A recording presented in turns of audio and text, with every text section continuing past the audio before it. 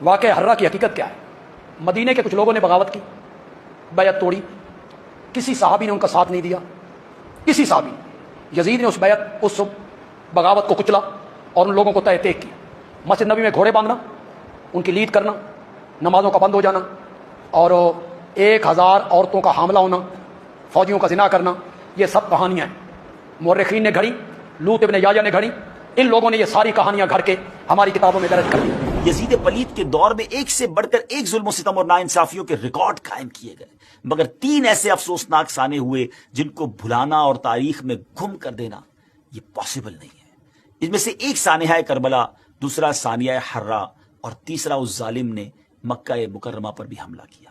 حرہ کے معنی کیا ہے؟ حرہ کہتے ہیں پتھریلی زمین کو، اور چونکہ مدینہ منورہ کے باہر ایک حصہ پتھریلا اور آتش فشاں کے پتھروں سے ڈھکا ہوا ہے، یہ واقعہ وہیں پیش آیا تھا، دشمن فوجوں نے وہیں اپنا پڑاؤ ڈالا تھا، اس وجہ سے اس کو حرہ کا علاقہ کہا جاتا ہے۔ کربلا کے خونی واقعے کے بعد چونکہ لوگ یزید کی خباثت اور بے دینی سے مزید آگاہ ہو گئے تھے، لہٰذا انہوں نے اس کے خلاف اٹھنے کا فیصلہ کیا۔ حضرت عبداللہ ابن زبیر رضی اللہ تعالیٰ عنہ نے یزید کے خلاف علم بلند کیا اور مکہ مکرمہ میں انہوں نے اعلان کیا کہ خلافت قائم فرمائیں۔ اہل مدینہ نے کربلا میں یزید کی فوج کے کارنامے سنے تو وہ بھی حضرت عبداللہ بن زبیر سے مل گئے اور ان سے بیعت کر لی۔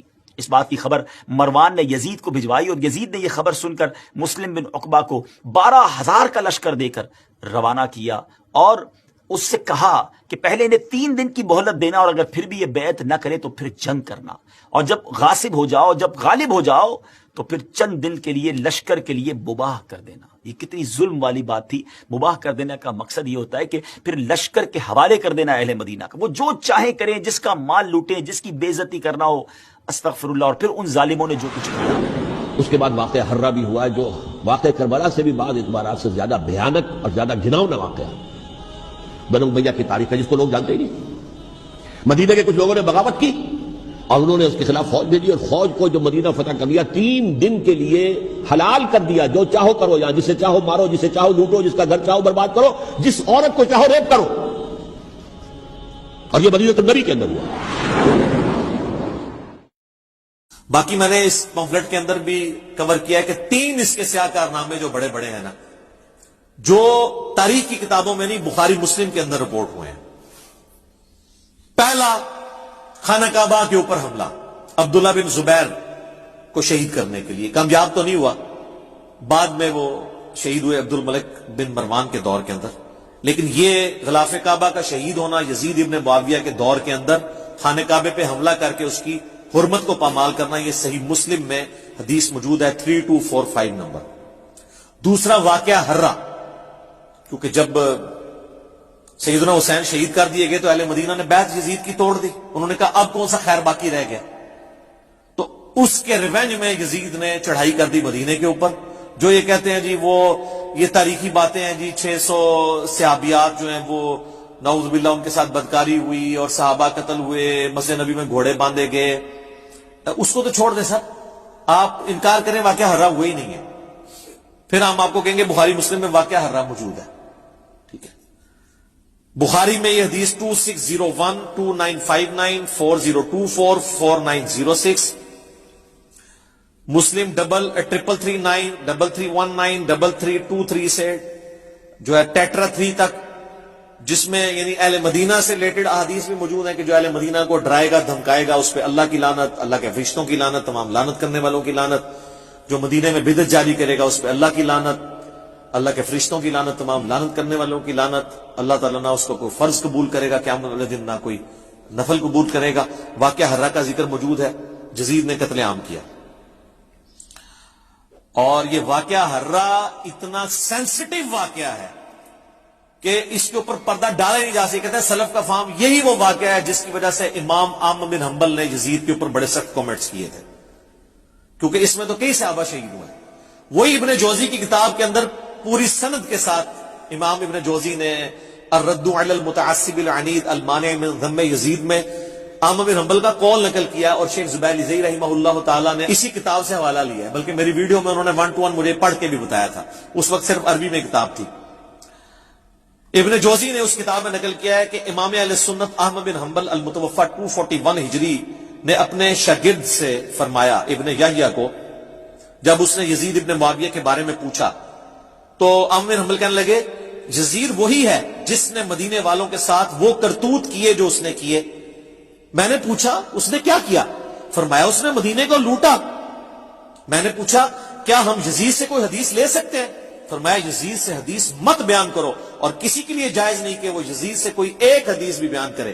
میں نے پوچھا جب یزید نے یہ سب حرکتیں کی تھی تو اس کا ساتھ کس نے دیا تھا؟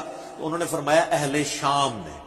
یہ کہتے ہیں جی کوفی تھے حضرت حسین کو شہید کرنے والے.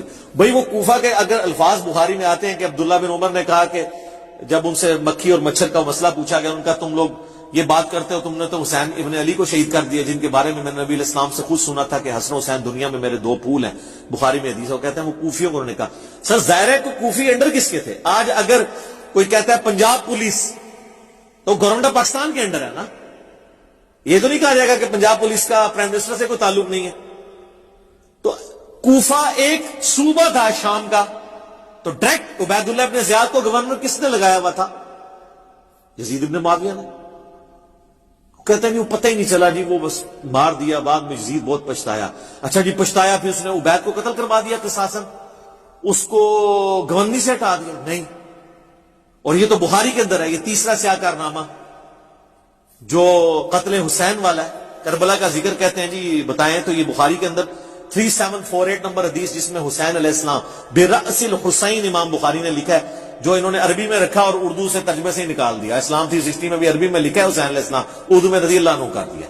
sunna.com پہ لکھا ہے علیہ السلام عربی میں, اردو میں رضی اللہ عنہ کر دیا. تو یہ بخاری میں کربلا کا ذکر اس حوالے سے موجود ہے. ترمذی میں بھی ہے, ترمذی میں 3778 ہے کہ جب حسین ابن علی کا سر کاٹ کر عبید اللہ ابن زیاد کے سامنے تشت میں لایا گیا. اعوذ باللہ تعالی, اللہ کی لعنت ہو, تمام فرشتوں کی لعنت, تمام لعنت کرنے والوں کی لعنت جن لوگوں نے حسین ابن علی کے ساتھ یہ سب کچھ کیا. آمین. اور دیکھیں ہمارے وہ اہل حدیث حضرات یہ حدیث لکھ کے نیچے شرح کیا کر رہے ہیں.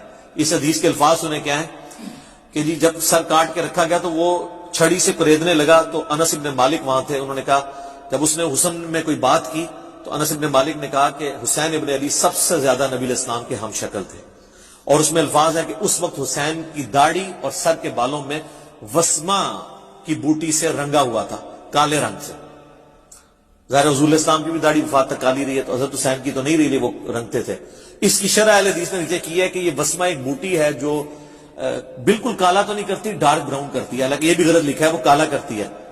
یہ شرح ہوئی ہے. اور جو اوپر اتنی بڑی بات لکھی ہے کہ حسین کا سر کاٹا گیا چھڑی ماں وہ چھوڑیے, اے شرح پی ہوندی ہے, انہوں شرح کہنا چاہیے.